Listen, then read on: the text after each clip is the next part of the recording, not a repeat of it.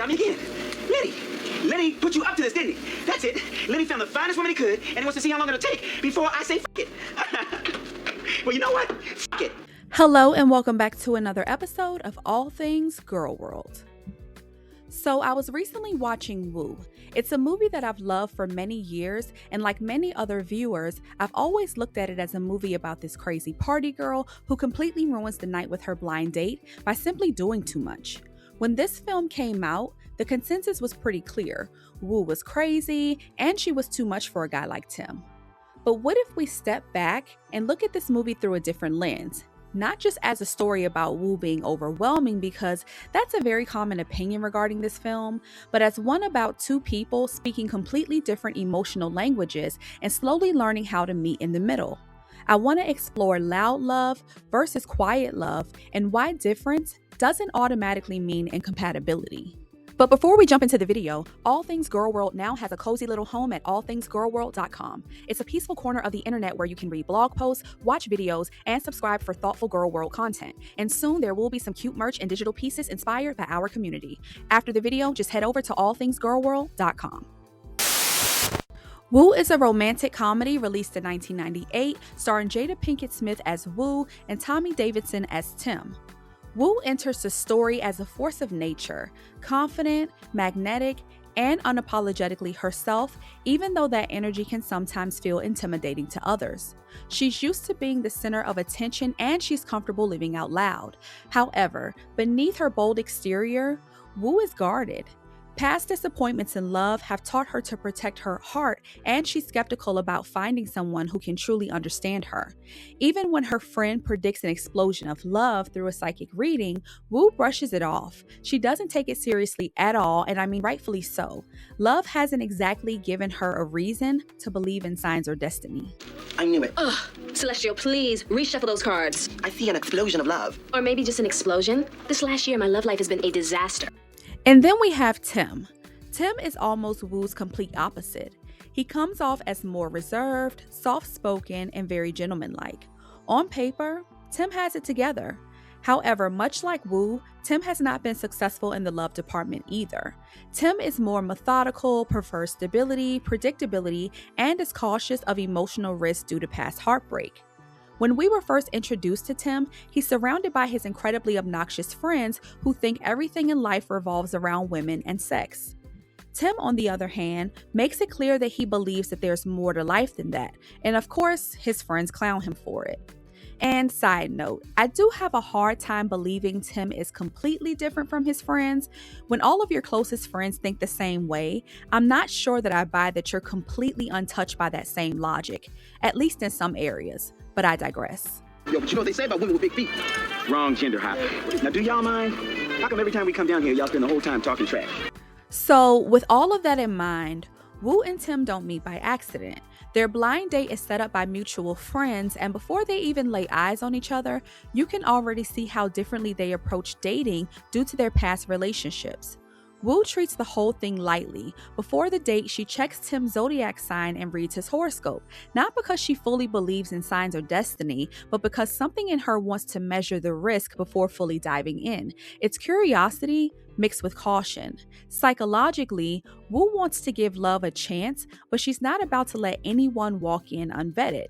And from her tone and actions throughout the night, you can tell she isn't looking to gain anything from this meetup. To her, the night feels more like a joke than a mission to find love. Tim, on the other hand, approaches the date from a completely different place. Past heartbreak, like co-signing a car for an ex who disappeared and left him with the payments, has made him cautious. And while Tim presents himself as more reserved and emotionally grounded than his friends, he's not untouched by their worldview.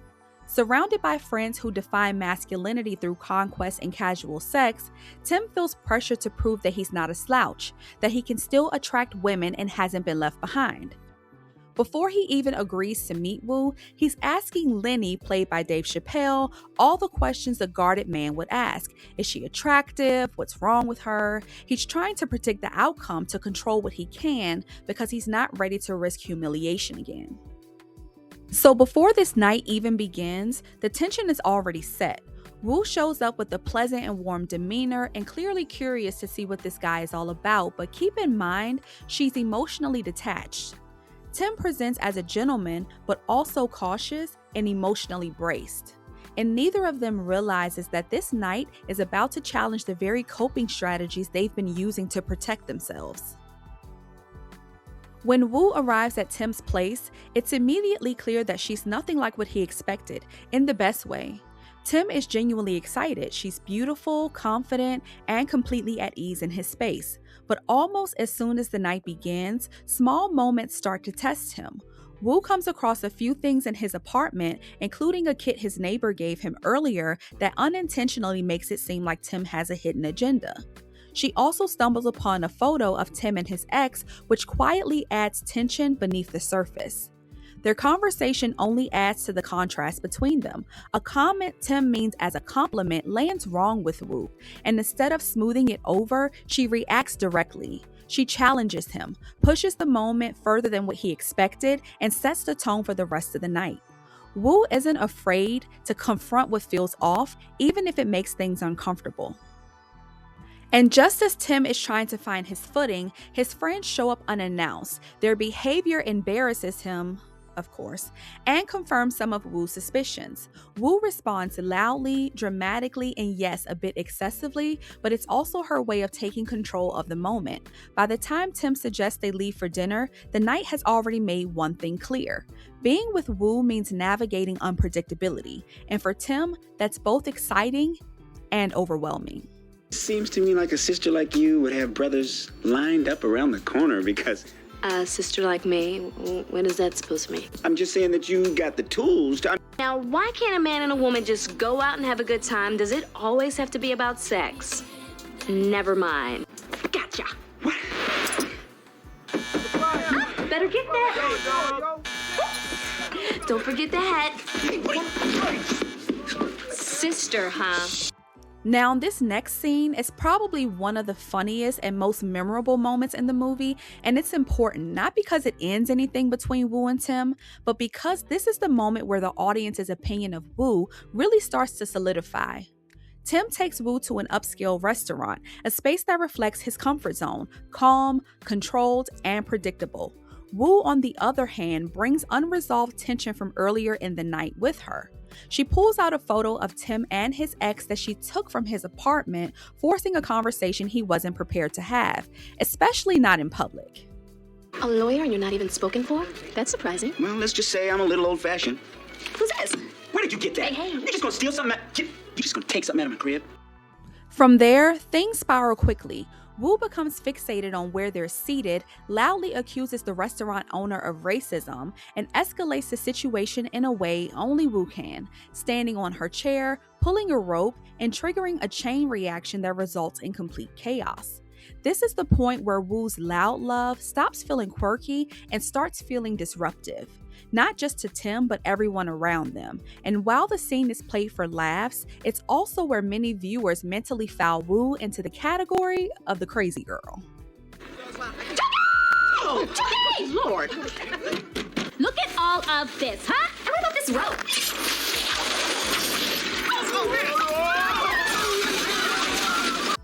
Tim's reaction matters here too. He's embarrassed, angry, and clearly overwhelmed, and for good reason. But what's notable is that he still doesn't walk away.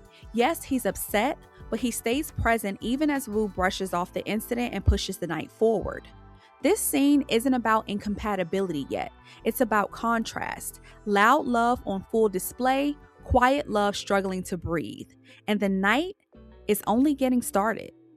After the restaurant chaos, Woo keeps the night moving, convincing Tim to accompany her to do something fun, which takes them to a festival, then a club, then wherever the night seems to pull them next.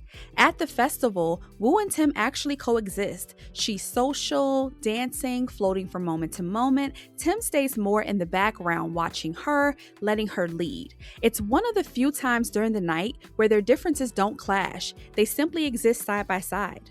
But that calm doesn't last. When Tim unexpectedly runs into his ex, still driving the car he co-signed, Woo forces Tim to confront the version of himself that watches things happen instead of being a person who makes things happen. In her own way, Woo pushes him towards confidence, encouraging him to stop shrinking himself in moments that hurt. Still, the night keeps applying pressure. At the nightclub, firmly Woo's territory, Tim looks uncomfortable and out of place. Woo wants him to loosen up, which has clearly been something that she's been struggling with all night, but Tim is just a very reserved guy. But when Tim's lie about being a lawyer is exposed, their connection takes a hit, not because of the job itself, but because deception feels especially heavy in a night already full of emotional whiplash. Things fully unravel when Woo runs into her ex at the nightclub, violence erupts, and Tim once again finds himself paying the price for chaos he didn't create. This time, his patience cracks after they're thrown out of the nightclub. By the time Tim decides to take Woo home, it's clear he's exhausted, not just by the night, but by the emotional unpredictability of being with her. And when his car is stolen and they end up at the police station, the disconnect becomes unavoidable. Woo tries to brush things off once again, but this time, Tim isn't having it and has reached his breaking point. You need to relax, okay? Now listen, if you weren't so uptight, maybe you wouldn't get into all the trouble that you've been getting into. Oh, I'm the trouble. Well, yeah, something like that. I give up. I give up. You know what? Here. Why don't you take a cab to whatever else you decide to destroy tonight? You know what, Tim? Don't do me any favors, okay? I don't need your little bit of chump change. They temporarily part ways during the night, not because they don't like each other, but because they're speaking two completely different emotional languages and neither knows how to translate anymore. During their time apart, they both start to have a change of heart, and dare I say it, they start to miss each other. For Tim, this night represents the most excitement he's felt in a very long time. He's probably never encountered someone as unapologetic or as vibrant as Woo. She pulls something out of him that he didn't even realize was there, and for once, he feels alive instead of braced. For Woo, Tim's presence lingers for a different reason. She's never had anyone be this patient with her. As introverted and reserved as he is, Tim provides a sense of balance to her chaos, not by trying to change her, but by steadying the energy she already brings. And Woo knows she can be a lot, we've seen it. But with Tim, that a lot isn't immediately rejected. Woo embodies loud love. She's expressive, bold, and unafraid to take up space. Her approach to dating is direct and passionate, often pushing the people around her to step outside of their comfort zones. Woo's loud love isn't just about volume, it's about authenticity. She lives openly and unapologetically, and in doing so, challenges Tim to confront his own boundaries and expectations. At times, that creates discomfort, but it also invites growth. Tim represents quiet love. He is thoughtful, cautious, and drawn to stability. His affection shows up in subtle ways through patience, consistency, and moments of vulnerability. Tim's quiet love is rooted in safety and emotional restraint. At first, Woo's energy feels intimidating, even exhausting, because it threatens the careful order he's built around his life. As the story unfolds, something shifts. Woo and Tim begin to truly listen to one another. Woo starts to appreciate Tim's steadiness and sincerity, while Tim begins to see the beauty in Woo's unpredictability. Their differences, once a source of tension, slowly becomes points of connection. They realize that love doesn't have to follow one template. Loud and quiet can exist in the same space, balancing and strengthening one another. I strongly suggest that you learn how to appreciate a brother like me. Hope you can forgive me. Ultimately, their differences become the foundation of their relationship. Woo helps Tim step out of his shell, encouraging him to take risks and embrace life's messiness. Tim offers Woo grounding and emotional safety, showing her that vulnerability doesn't weaken her, it deepens her. Their love story reminds us that difference isn't a barrier, it's an opportunity for growth and understanding. The dynamic between Woo and Tim proves that too much and too little are subjective judgments. What truly matters is the willingness to listen, adapt, and respect how another person loves. Loud love and quiet love, when met with openness, can create something both passionate and enduring. In the end, Woo and Tim show us that real connection isn't built in spite of difference. It's built because of it. I don't think Wu was just being too much. I think she was testing, pushing boundaries, guarding her heart, and seeing who could really keep up. And what surprised me the most is how emotionally strong Tim turned out to be. He didn't fold, he stayed present, and in doing so, he helped Wu see parts of herself she hadn't fully faced yet. So I want to know, where do you fall? Are you more loud love or quiet love? And do you think Wu and Tim were incompatible or perfectly balanced in their own way? Let's talk in the comments. And if you enjoyed this breakdown, don't forget to like, subscribe, and share. And I will see you all in the next video.